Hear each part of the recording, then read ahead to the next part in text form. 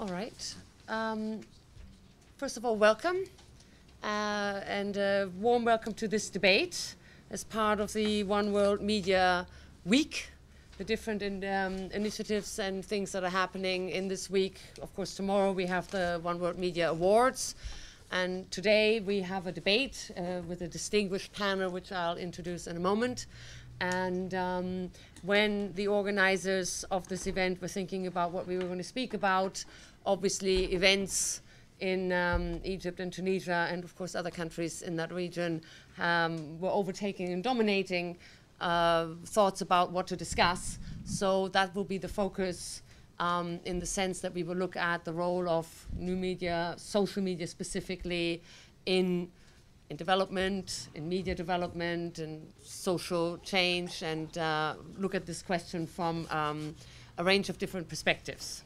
We have with us, as I said, an all-male but nevertheless distinguished panel of experts, who are going to look at this question from a wide range of angles and different angles. What I suggest we do is I'll quickly tell you who each of them are, for those of you who don't know this. And they will each have about 10-minute presentation on the specific area that they're focusing on. And after that, we are opening this up to questions and comments and hopefully a lively debate. So our first speaker will be James Deane from the BBC World Service Trust, who has been in the media development field for many years. And he will look specifically, kind of set the scene for us in the question and this whole debate about social media, new media players, the movement from pessimism about these developments to optimism to pessimism. Again, what does this actually mean? What can those tools deliver in terms of development and free expression? What maybe can they not deliver? And how does that impact strategies for support for media development in this area?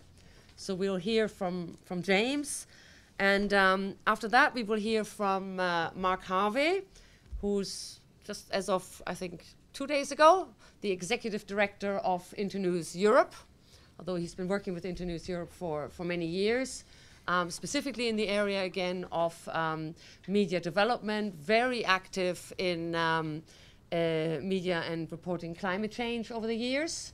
But today he will give us actually very new research and evidence on a study that Internews Europe has taken out on social media and the Tunisian and Egyptian revolutions, the role it played, new information that has come out of that, and alongside all those newspaper articles that we've had. So we'll get some new, exclusive, you heard it here first, research on those questions from Mark Harvey. And then we'll move to Ian Douglas, who's head of digital production at The Telegraph. And he will look more at this question of the WikiLeaks cables, the use of the role that how the US State Department and the US government are supporting social media and Twitter sites as part of democratization process. How did that work? Did that work, for instance, in Iran and in other places? And so Ian will give us an overview about that and some pointers on that discussion. And finally, we have Jonathan Glennie, who is from the ODI here, our hosts tonight. And he will look at kind of the idea, are we seeing the creation of a new international kind of middle class of social media users that are based maybe from South Africa to Finland and share a lot of things that, and do they create a new area for debate, and do they allow better information and a better debate here in the West and in the developed countries about aspirations and discussions in the developing world? So he'll throw out some ideas about that. So as you can see, this is going to be lots of information, a wide range of subjects, something that I tend to feel comfortable with, because the organization, and this is going to be my 5 minutes, that I work for, the Global Forum for Media Development, which is a network of media support and media assistance organizations worldwide from some 85 countries. is also covering all of these different issues in different forms. And we will be looking at especially this question of new media and new technology players over the months to come, culminating in our next World Conference in April in Brazil. So if any of you are interested, you can find more about it, and we'll see you in Brazil. But now, without further ado, I will hand the floor over to James Deane. Will social media save us, yes or no? I had in reflecting on this and what to say today, it was really helpful being actually at the World Press Freedom Day events in Washington last week, which were full of amazing people and amazing energy and amazing optimism. And I wasn't in Tahrir Square. I haven't done any research on Tahrir Square, so I'm not going to set myself up to pontificate from a huge distance on quite what Tahrir Square means.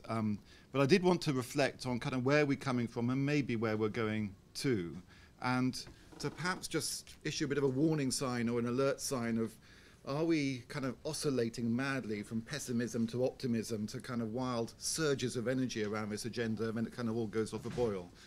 And I just got thinking about kind of where we were a couple of years ago, and if we'd been having this kind of panel a couple of years ago, I think we'd still be talking about huge amounts of digital optimism and digital idealism, but I think there'd be an undercurrent of real concern as well. The Twitter revolutions in Iran and Moldova had been called Twitter revolutions, but weren't actually revolutions and had not really resulted in major change. A couple of years ago, we were coming out of a Kenya crisis where local language radio stations had been implicated in fueling hate, tension, distrust, and as had SMS messages and blogs. And more recently, we've seen the arraignment in front of the International Criminal Court of one of the journalists who'd been implicated in that. Hate media seemed to be, and I think probably seems to be, on the rise elsewhere. I think we saw quite a lot of it around the Côte d'Ivoire crisis. And we saw an increasing sophistication in the use of new media used by extremist groups such as Al-Qaeda, Al-Shabaab, and so on. And then, not 2 years ago, but a bit more recently, was commentators such as Yevgeny Morozov pointing to the net delusion, arguing that the web provides as much opportunities for governments and authorities to monitor and provide surveillance of their citizens as it does for citizens to liberate themselves. And around the same time, a couple of years ago, we had lots of talk about a democratic recession. Larry Diamond, writing in the Foreign Affairs journal, arguing that democracy had recently been either overthrown or gradually stifled in several really key states, in Nigeria, Russia, Thailand, Venezuela, Bangladesh, the Philippines, and elsewhere.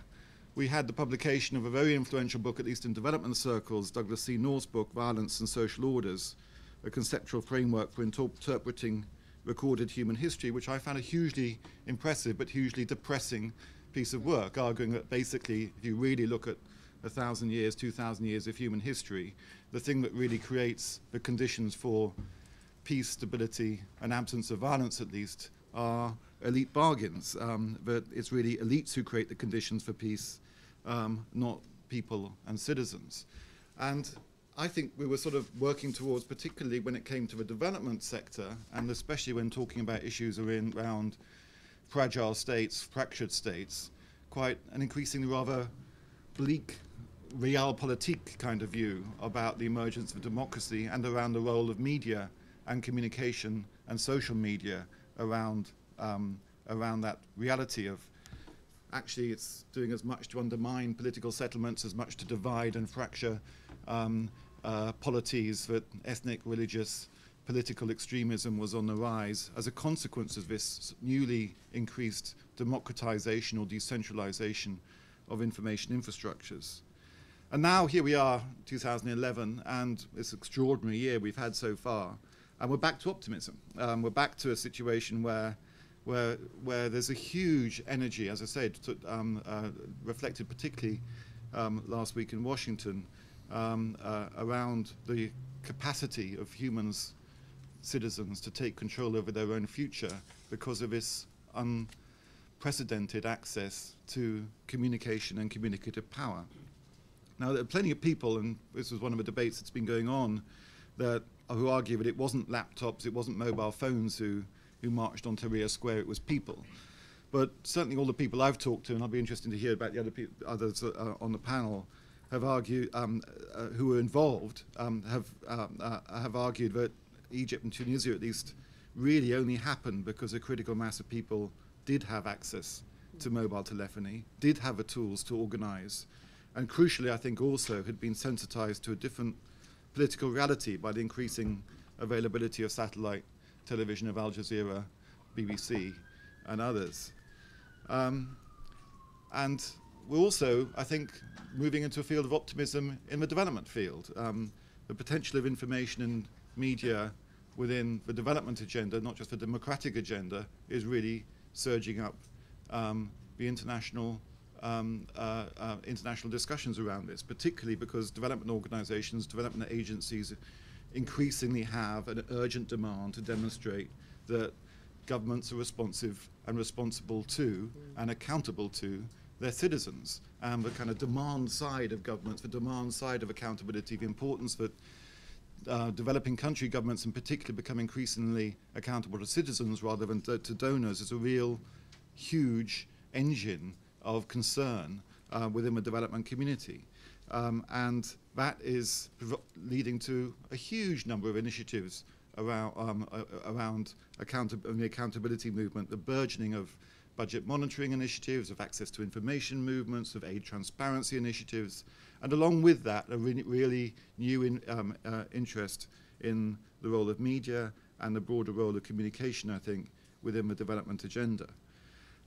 So Bettina and myself and Mark, who particularly work in the media development field, are kind of sort of getting a little bit sort of weary. We have all this energy, we have this optimism, but this kind of stuff tends to wax and wane with phenomenal regularity and phenomenal wildness of real oscillation between this is really going to mark a huge difference. We've had it before. We've had sort of 2001, we had the Digital Opportunity Task Force in Okinawa. Everyone was talking about digital, and then it kind of all fell off the agenda again. So I guess one of the things I'm arguing as a kind of starter to this conversation is we can easily get caught up in the moment, but how do we get a more rational, longer-term, considered, evidence-driven, evidence-based focus, which brings together the democratic, brings together the development, brings together the social and political analysis, and really roots it in something approaching some kind of strategy, some kind of how do we make sense of this over the long term, rather than moving backwards and forwards from pessimism to optimism. Have I got a couple more minutes, or should I? So a couple more, and the sort of final coda to this, which I think is that sort of one of the things we have, really did strike me as we had conclusively learnt is a couple of years ago also the Civil Society Yearbook published by the London School of Economics focused on this term communicative power, the latent power available to citizens exercised through communication. And that was very much looking at Twitter revolutions in Iran and so on. And it wasn't clear how much power was latent in communication. And I think we're kind of getting to know that it's massive. We've always known throughout history it's massive, but this fresh reality at work in the world, that we are approaching ubiquity, near ubiquity, not ubiquity, but near ubiquity of access to communication networks. Next year, 5 billion people in the world. There will be 5 billion mobiles in the world. Next year there will be the same number of mobiles in the world. It's 5 billion now. Next year, the same number of mobiles in the world as equivalent to the human population. Obviously, massively unevenly distributed. But in certain countries, some of the poorest countries even, we are getting up to the 50, 60, 70% level. Kenya, for example, where we are talking about something which a lot of old guys like me never thought would be possible. This kind of, we're beginning to get towards an almost ubiquity of access to mobile telephony, and therefore of a connected human network, that this is a new reality and power is being exercised through it one way or another. We know it is powerful.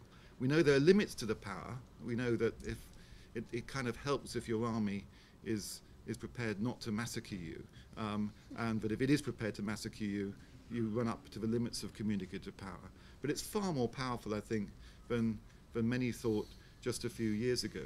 And it's not just powerful on behalf of the citizen. It is being co-opted increasingly, this power, in very sophisticated ways by governments as well. It's not just more sort of surveillance society. I think there's increasing co-option in a very decentralized, fragmented, liberalized media societies. There's media institutions, blogs and so on are increasingly, I think, being co-opted to aggregate around certain agendas, religious, political, ethnic. And there is a rather, my organisation, BBC World Service Trust, works a lot to support media. And it's interesting that we have this view that there's more and more independent media out there, but actually we're seeing more and more partial media out there. Media that is actually effectively connected to or co-opted by or controlled by particular interests in society, not just commercial, but also political, and very often just governmental, but exercised through boardrooms or exercised through other ways as well. So I think this issue about where power rests in the communication system, now that it no longer rests absolutely definitively, I think, in the state broadcaster as it was, we could really say a couple of years ago, 5 years ago, it really often did rest. I think we need to follow the path of power, track it, and I'm not sure we're very good at doing